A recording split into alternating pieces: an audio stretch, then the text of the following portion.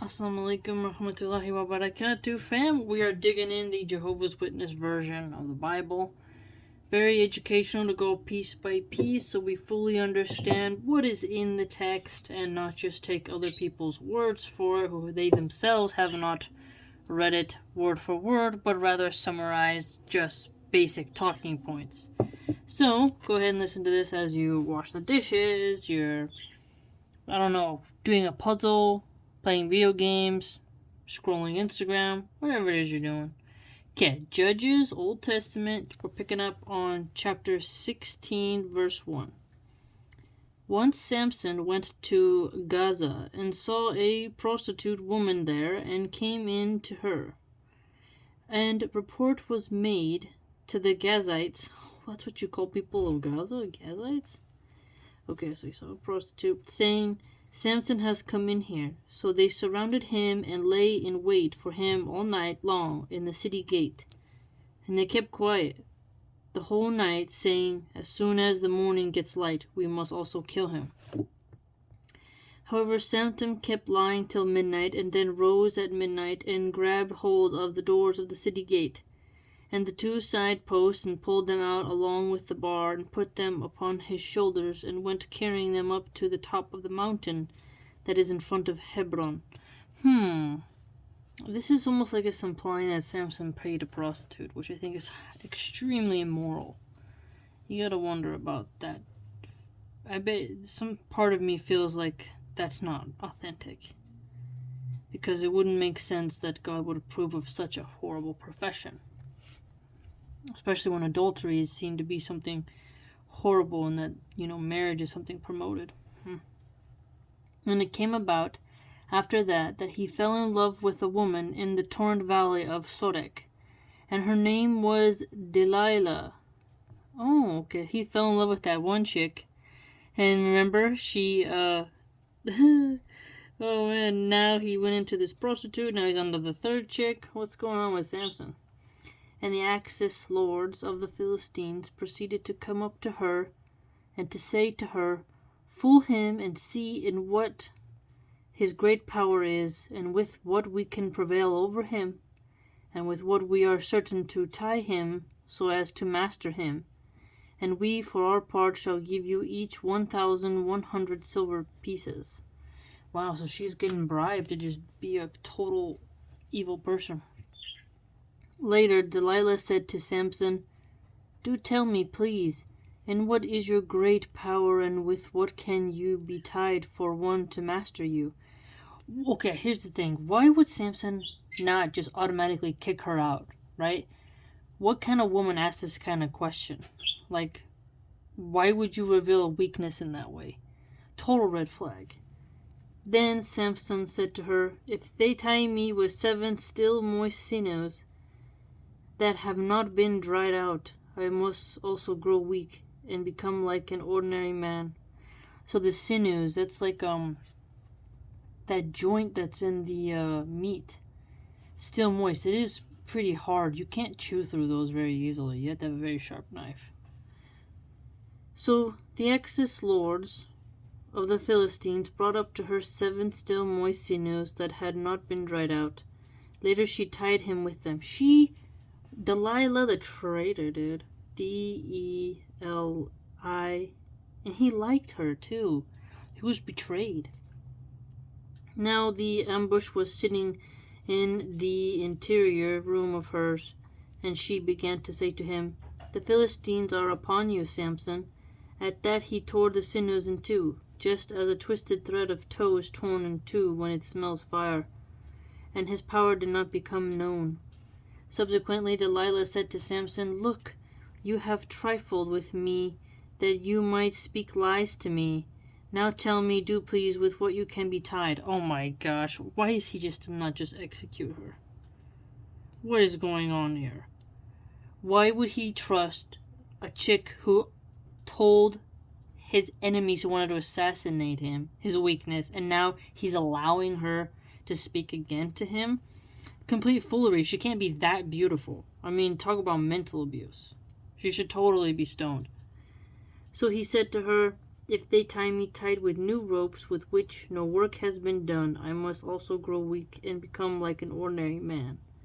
So Delilah took new ropes and tied him with them and said to him, The Philistines are upon you, Samson, all while the ambush was sitting in the interior room. At that he tore them in two from off his arms like a thread. Okay, obviously nothing is working. Okay. Oh, this is crazy. After that, Delilah said to Samson, Up till now you have trifled with me, that you might speak lies to me. Do tell me with what you can be tied. Then he said to her, If you will weave the 7 braids of my head with the warp thread. Accordingly she fixed them with a pin, after which she said to him, The Philistines are upon you, Samson. So he awoke from his sleep and pulled out the loom pin and the warp thread. She now said to him, How dare you say I do love you when your heart is not with me? Okay, hold up. Okay, why is she saying, she's an enemy, clearly. Why he still has her around is beyond me. These 3 times you have trifled with me and have not told me in what your great power is. He should never tell her. Don't tell her. And it came about that because she pressured him, deceitful. It came about that because she pressured him with her words all the time and kept urging him, his soul got to be impatient to the point of dying. Okay, he could have just left. She can't be that beautiful. If he's this strong, why doesn't he have a bunch of women coming out to see him? And, there's got to be some women available. Why would he want this chick Delilah, who clearly is a betrayer, a sneak, a terrible woman? She should totally have her head on a spike. Why is she allowed to keep pressuring him? And why is he physically strong but so mentally weak? What is going on here? Finally, he disclosed to her all his heart and said to her, A razor has never come upon my head, because I am a Nazarite of God from my mother's belly. Okay, so a Nazarite. N-A-Z-I-R-I-T.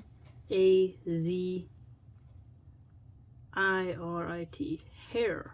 The Native American tribes had a big thing about hair. Some people say like hair is like your antenna. It's kind of like the way in which you operate in the world, and that's why when you're punished by having your head cut, it changes the way in which the air feels on your head. Like Buddhists shave their head. Some people have long hair. Hair is a very unique quality because it's like psychologically, emotionally, aesthetically, it has an impact on like how you're perceived and how you perceive yourself. So this is interesting. If I did get shaved, my power also would certainly depart from me, and I should indeed grow weak and become like all other men. Oh, great, he told her. What the heck, man? Why would he do such a dumb thing? When Delilah got to see that he had disclosed to her all his heart, she immediately sent and called the Philistines Axis Lords. Okay, so we got these villains here. Axis Lords, Philistines. Come on, Samson. How does he have not any advisors? Where's his dad? Saying, Come up this time, for he has disclosed to me all his heart. And the Philistines' Axis Lords came up to her, that they might bring up the money in their hand. And she proceeded to make him sleep upon her knees. Then she called the man and had him shave off the 7 braids of his head. Okay, he's asleep. How is he not hearing this shaving? Think about how loving it is to lay on someone's knees, and then she totally betrays him. What a... After which she started to show the mastery of him. That's really sad. That's incredibly sad. Incredibly sad. And his power kept departing from upon him. Jeez, man. Basically, you learn from this story, if a woman keeps pressuring you for your weaknesses, kick her out. Kick her out. Get rid of her. Drop her like a sack of potatoes. Now, she said, the Philistines are upon you, Samson. At that he woke up from his sleep and said, I shall go out as other times and shake myself free. And he himself did not know that it was Jehovah that had departed from him. So the energy of God left him. So the Philistines grabbed hold of him and bored his eyes out. What? Bored his eyes out. And brought him down to Gaza and bound him with 2 fetters of copper. So he's tied with coppers. Copper fetters. It's like chains, they're like these hook things. And he came to be a grinder in the prison house. Wow, he went to prison. Meanwhile, the hair of his head started to grow luxuriantly as soon as he had been shaved. As for the Philistines' axis lords, they gathered together to sacrifice a great sacrifice to Dagon. Who the heck is that? Dagon, their god. Okay, hold up. I didn't remember that guy. D-A-G-O-N.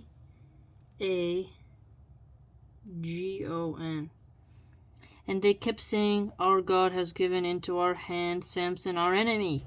When the people got to see him, they at once gave way to praising their God, because, said they, "Our God has given into our hand our enemy, and the devastator of our land, and the one who multiplied our slain." Multiplied our slain, huh? That's a clever way of saying, caused a great massacre, took out a bunch of people. Multiplied our slain. Wow, that's a very unique phrasing. And it came about that because their heart was merry, they began to say, "Call Samson, that he may offer us some amusement." So they called Samson out of the prison house, that he might make sport before them. And they proceeded to stand him between the pillars. Then Samson said to the boy that was holding him by his hand, "Do permit me to feel the pillars, oh little boy, oh, upon which the house is firmly established, and let me lean against them." Oh snap! Incidentally, the house was full of men and women, and the Philistine axis lords were there. And upon the roof there were about 3,000 men and women who were looking on while Samson offered some amusement. So look at that. They got him, and they're like, "Let's make a joke of this dude. We cut his hair. Delilah, the traitor, filthy wench, tricked him. We paid her some silver coin. Let's parade him in front of us." But now, looks like there's going to be the jig is up. Samson now called to Jehovah and said, "Sovereign Lord Jehovah, remember me, please, and strengthen me, please, just this once, O you, the true God, and let me avenge myself upon the Philistines with vengeance for one of my 2 eyes." Look at this. So, he is calling on God alone, clearly, right here. He wants vengeance and revenge. He's lost 2 of his eyes. With that, Samson braced himself against the 2 middle pillars, upon which the house was firmly established, and got a grasp on them, one with his right hand and the other with his left hand. And Samson proceeded to say, "Let my soul die with the Philistines." Then he bent himself with power, and the house went falling upon the axis lords and upon the people that were in it, so that the dead that he put to death in his own death came to be more than those that had put to death during his lifetime. Later his brothers and all the household of his father came on down and lifted him up and brought him up and buried him between Zorah and Eshtaol in the burial place of Manoah his father. As for him, he had judged Israel 20 years. So he died. Wow, what a story. Wow, that's interesting. So Samson, man, he was miserable love life. Jeez, dude. So he found a chick. Samson went down to Timnah, it says, and there was a daughter of the Philistines. She was eventually given away, remember? He killed 30 men. Remember there was the 300 pelts of the foxes. Wow. He's like, "Oh, do you want her sister?" What the father said. He's like, "No." And then he got upset because the Philistines burned her and her father, the chick he wanted to marry. Then he goes into a prostitute. Then he meets Delilah. What a miserable love life. Let's write that down. The love life of Samson. Samson, sorry. Samson, not Samson. Wow. He was so strong, and he ended up pulling the pillars down that were the foundation, and all those people died with him after they tried to humiliate him. What a interesting thing. It's just the woman, Delilah, really did some damage. We all gotta watch out for Delilahs then. Subhanallah. Jeez. Alright, hope you learned something.